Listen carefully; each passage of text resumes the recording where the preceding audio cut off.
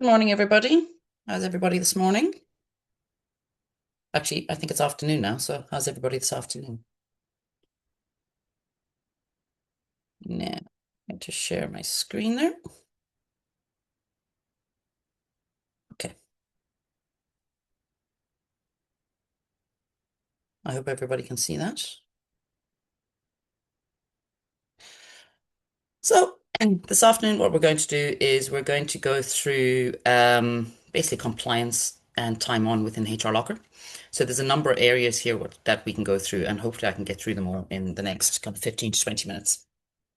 But what we're going to cover is work patterns and breaks, pre-configured compliance rules, how we can auto-fill those breaks in, and then the alert, managing the alerts and the reporting structure from that. Okay. So work patterns. So work patterns is the foundation of HRLocker and Time On. So for each employee, they get a work pattern, and it is the definition of what their normal scheduled hours would look like. Okay. What you need to do is assign their working days, their start and their end times, and their expected break. And you assign those out to all your employees. If their weekly schedule would change, we can update the work patterns to reflect that. Secondly, we do have the functionality for pre-configured working time act rules, right? So what that means is this. In Ireland, employees need to take a break of 15 minutes after 4.5 hours worked. They need to take a break of 30 minutes after 6 hours worked.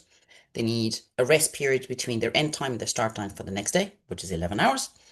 And then their average working week needs to be under 48 hours for the last 4 months, right? So in HRLocker, we make that 17 weeks. And those are pre-configured, and I'll show you how to turn those on. If you're operating in the UK, those rules slightly differ, and we can cater to that as well, and I'll show you how. So the UK is pre-configured as well. What that means is that you can have a Dublin office, you can have a London office, and each of those will pick up the correct rules. If you're in a different country or you want to amend those rules, you can get in touch with support and we can do that for you. Okay. Next, what I'm going to briefly go through as well is how to autofill the breaks into the timesheet. So this works for your clock-in employees. And the reason why we do that is because under Irish law, employees using an electronic clock-in system, they don't have to clock in and out for their breaks, which is absolutely fine. But sometimes you do want those breaks to show in the timesheet so that the timesheet isn't showing that they worked 45 hours. You're deducting a break every day. It's showing that they're working 40 hours. So we'll go through that. And finally, it is the compliance alert and the reporting around everything that I've just basically shown you. Okay. And why that's so important. So if you turn on the compliance rules, there's a dashboard flag for admins and the timesheet approvers, and it'll tell you when somebody has breached those compliance rules. There's an email that goes to the employee's time on approver, and also you can CC in whoever you need to know that. And there's a pop-up warning for employees or for the timesheet approver that when they submit the timesheet, there's a pop-up just saying that, look, you don't actually meet your compliance rules. It is overridable, just to let you know. And why we need these? Because we can report on what hours were worked, are employees taking their breaks, do they have the right rest periods, and what their average weekly hours are. Which means that because the timesheets are on the system, we are always audit ready and compliant. All you need to do is report on the period that you want. Okay.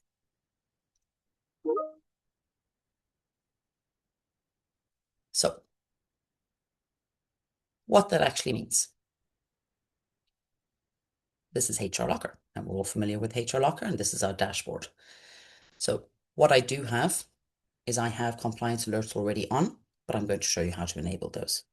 So what we're going to start with is timesheets. Okay. Here's time on, and here are work patterns. And here we're going to have work patterns, and we can see what work pattern these employees are supposed to have.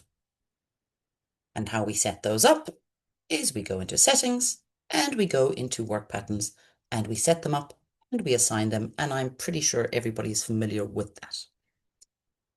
And the reason we want them, so we can see here, this person works 5 days a week, but what we can actually see is that their break is in here. This is their start time, this is their end time, this is the break they're supposed to have. And for things like the autofill break, this is important. And also this. So let's look at compliance. And I'm going to presume that a lot of you don't have that turned on. So I'm going to show you how to do that. So in your offices, and there's a couple of rules surrounding these, okay? So when I said that we automatically fill in Irish or UK rules, well, how do we know how to do that? So first, what you need to do is you need to make sure you've picked your country. So if I pick Ireland here, okay, that means I know that when I turn on compliance, it's going to pick up the Irish rules. And again, there's the UK, but let's leave it at Ireland for the moment, okay? And after we've done that, so now we know this office is in Ireland, we're going to go into time on, and we're going to enable compliance. So you tick this little box saying enable time on compliance notifications. You CC anybody who you would like to CC in that, but automatically if that field isn't switched on, it will CC the time on approver. Okay. So what does this mean when it is turned on? So first of all, when it's turned on, you will find this. And it is a new little dashboard here. And it will show you the compliance alerts that your employees have generated for the last number of weeks. Okay, so just from here, I can tell you that Ellie Garver has generated a rest alert for April 27th. Okay, Danny Broke, in the last 17 weeks, his average working week has gone way over 48. We need to look at it. Okay, so we look at these, but how do we get these in the first place? And if we look at the timesheets here, okay, so this is Andrew Test. Okay. And this is Andrew Test, but let's go with next week, just because I've already done this week. And if I fill in his hours here, okay? And I've just said that in Ireland, you have to have a break of 15 minutes after 4.5 hours worked, or half an hour after 6 hours worked. So let's pretend that he hasn't taken a break, he hasn't filled it in, and I want to save and submit that for approval. And what happens is a little pop-up here appears for your employee or for your time on approver, whoever is submitting that timesheet. And what it says is, basically, you haven't allocated your breaks or you don't have a correct rest period. Now, I can override that and that's fine, but it will generate that alert. Okay.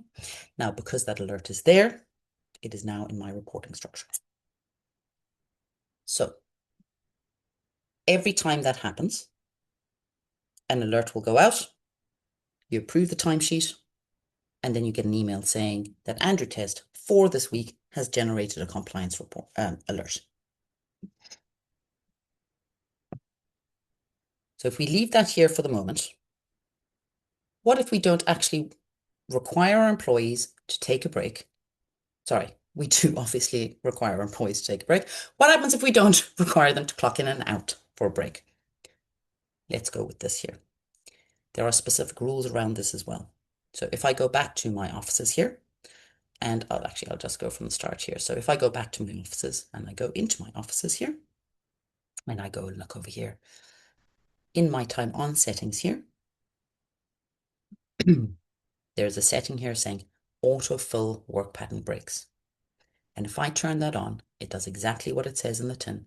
It populates work pattern break durations for clock in and clock out employees. And if you want to read more, you click the little learn more button.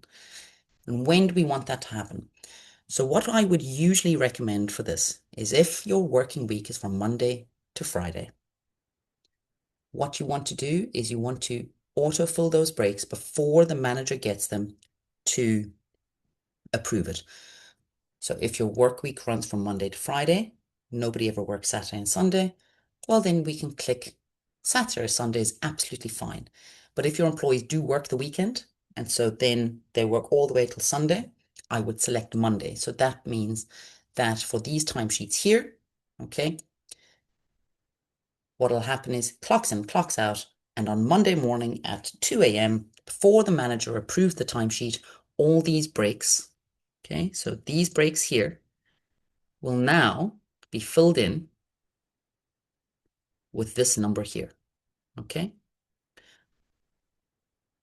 The manager can override it, no problem. Okay, so maybe your employee actually took a 3-hour break, we're going to say that they are actually expected to take a 45-minute break. So we're going to say that. But what is very useful is that if your employees don't clock in and out for their breaks at all, we will put that in there, which means that their total over here will reflect what they're actually working. And what does that mean right at the end? That means we want to report on it. And why do we want to report on it? Because we want to prove that our employees are taking their breaks, that our employees have the correct rest periods, and that they are working the correct average amount of hours within the last 4 months. So if we go over here and we go into reports, and we go into time on, over here, this is where the reporting happens. Now, I'm going to, on purpose, I'm going to show you the error that I promise is not actually an error, but I'm going to show you what happens. I'm going to run this for all offices, and I can immediately tell you that all of my offices do not have a country assigned to them. So that when I try and run this report, it's not going to have the rules for the majority of my offices. So it's going to give me an error and say, I can't actually calculate this because you haven't actually told me what to calculate. And that's absolutely fine, but I'm going to point it out just in case this happens. What I'm actually going to do is I'm going to go and find my demo office, okay? And in my demo office, I have Ireland, which means that it's going to pick up the Irish rules, which we have mentioned about the break periods, the rest periods, and the average working week. And what that means is that I would like to look at all breaks from the first of the month in January, and I want to look at it from today. And there's my breaks not taken. Here are my rest periods. Okay, so those reports here, there's my rest periods. I can tell you that Ellie Garver has generated a report or an alert for week 17. And why has she why does she have a compliance alert for week 17? Well, let's go and find out. So we go back in over here and we're going to go for Ellie Garver, week 17. So we're just going to go back 2 weeks here. That's week 18. We'll go back another week and we're going to look and we're going to see, right, so week 17, why has she done an alert? Well, let's see. She finished work at 11 o'clock. She was back in work at 5 o'clock. She did not have enough of a rest period. Let's find out why. So your employee can write a note, or your manager can write a note, or maybe they just clocked in and out wrong, and you can go and find out from there. And then we look at breaks not taken from the beginning of the year. We can see that Danny Brugg has an awful habit of not taking breaks. It will tell you what week that alert was generated for, and you just go in and you look to see why that break wasn't taken. You can go and correct it. But what is very, very useful is that now you have, for every single approved timesheet that employees have ever had, we can report on whether their breaks were taken and whether their rest periods were there. And a slightly more complicated report then is your average working week. And so I'm going to explain how this works. What we do is we run it for the previous 17 weeks. So if I go here for my downloading here, and I'm just going to pick 2 dates at the same. So I'm going to go this date and this date the same. But what it will do is from the 8th to the 5th, which is today, it will calculate from the previous week, because obviously we're in the middle of this week. So we don't need to look at this week, but it's from the previous week. So you run that report and it's called average weekly hours. And what it will do, here's Ellie Garver, who has generated a rest alert. She only actually has 1 approved timesheet in that number of weeks, and her average is 39. So she's a new employee, we're fine. Danny Brooke, he has 15 approved timesheets. The maximum working hours he's allowed to do is 48. His average is 56.7. Now, we've already seen that Danny doesn't put his breaks in, and that's what's bringing it up. So we need to correct his breaks, and that will correct his average working week. And that's okay. Now we just know that it's not really a true reflection on his working hours because we haven't documented his breaks. And that's where the autofill breaks come in. And then we have Andrew Test. These are all my demo office. He has 12 approved timesheets for that period. The maximum he's allowed to work is 48. He's well under. He works an average of 35. We're absolutely fine with that. Okay. So that is from a HRLocker perspective. We start off with the work patterns. We put in the days they're supposed to be working, the start and their end times for that. Okay. Then what we also do is, Michelle, I'll come to you in just a second. So what we also do then is we, from work patterns, we decide if we want to turn on that auto break feature, we can populate them.